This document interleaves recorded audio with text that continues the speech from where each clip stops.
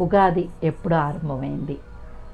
సృష్టి ఆరంభంలో అంతా శూన్యం, ఏమీ లేదు. ఆ సమయంలో విష్ణుమూర్తి యోగనిద్రలో ఉన్నారు. అలా యోగనిద్రలో ఉన్న విష్ణుమూర్తి నాభి నుంచి ఒక అందమైనటువంటి కమలం ఉద్భవించి ఆ కమలంలోంచి బ్రహ్మ సృష్టించబడతారు.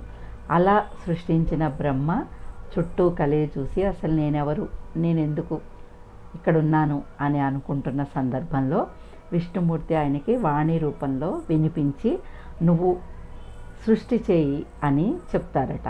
అలా చెప్పిన రోజు చైత్రశుద్ధ పాడ్యమిగా మొదలయ్యి ఆ రోజు నుంచి రోజులు, కాలాలు, సంవత్సరాలు, తిథులు అన్నీ మొదలయ్యి అలాగే సృష్టిలో పూలు, చెట్లు, నీరు, గాలి, కొండలు ఇలాంటివన్నీ ఒకటొకటి సంతరించుకోవడం ప్రారంభించి అలా మానవాళి కూడా ఉద్భవించిందట. నచ్చితే లైక్ చేసి, కామెంట్ చేసి, సబ్స్క్రైబ్ చేయండి ప్లీజ్.